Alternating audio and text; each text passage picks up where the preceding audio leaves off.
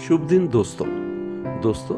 प्रत्येक व्यक्ति के जीवन में कोई ना कोई समस्या आती रहती है और उन समस्याओं का निदान हमारे स्वयं के ऊपर निर्भर करता है। उसी के ऊपर एक छोटी सी कहानी आपको सुनाने जा रहा हूं। सविता नाम की एक महिला थी। रोज वह और उसके पति सुबह ही काम पर निकल जाते थे।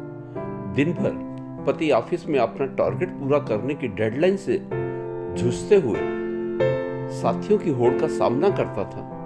बॉस से कभी भी प्रशंसा तो मिली नहीं, पर तीखी कटीली आलोचना चुपचाप सहता रहता था। पति सविता भी एक प्राइवेट कंपनी में जॉब करती थी। वे अपने ऑफिस में दिन भर परेशान रहती थी। ऐसी ही परेशानियों से जूझकर घर लौटती है, खाना बनाती है। शाम को घर में प्रवेश करते ही बच्चों को डांटती है। पति और बच्चों की अलग अलग फरमाइशें पूरी करते करते बदहवास और चिड़चिड़ी हो जाती है। घर और बाहर के सारे काम उसी की जिम्मेदारी है। थक हार कर वह अपने जीवन से निराश होने लगती है।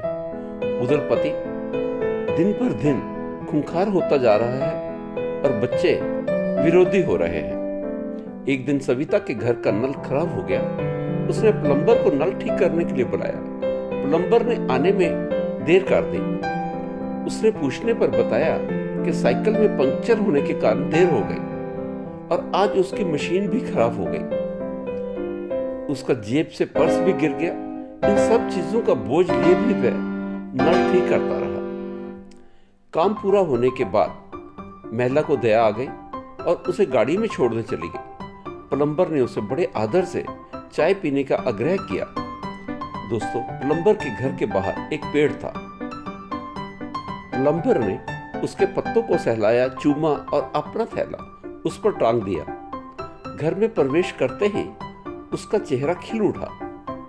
उसने बच्चों को प्यार किया, मुस्कुराती पत्नी को स्नेह भरी दृष्टि से देखा और चाय बनाने को कहा। सविता ये सब देखकर हैरान थी। बाहर आकर पूछने पर प्लम्बर ने बताया, ये मेरी परेशानियां दूर करने वाला पेड़ है। मैं सारी समस्याओं का बोझ रात भर के लिए इस पर टांग देता हूं और घर में कदम रखने से पहले मुक्त हो जाता हूं। चिंताओं को अंदर नहीं ले जाता। सुबह जब थैला उतारता हूं तो वह पिछले दिन से कहीं हल्का होता है। काम पर कई परेशानियां आती हैं, पर एक बात पक्की है, मेरी पत्नी और बच्चे उनसे अलग ही रहे, यही मेरी कोशिश रहती है। इसलिए इन समस्याओं को बाहर छोड़ आता हूँ। प्रार्थना करता हूँ कि भगवान मेरी मुश्किलें आसान कर दें। मेरे बच्चे मुझे बहुत प्यार करते हैं, पत्नी मुझे बहुत स्नेह देती है, तो भला मैं उन्हें परेशानियों में क्यों रखूं? दोस्तों, उसने राहत पाने के लिए कितना बड़ा दर्शन खोज निकाला था। ये घर घर की हकीकत है। गृहस्थी का घर एक तपोभूमि है। सहनशीलता और संयम खोकर कोई भी इसमें सुखी नहीं रह सकता। जीवन में कुछ भी स्थायी नहीं, यहां तक कि हमारी समस्याएं भी स्थायी नहीं।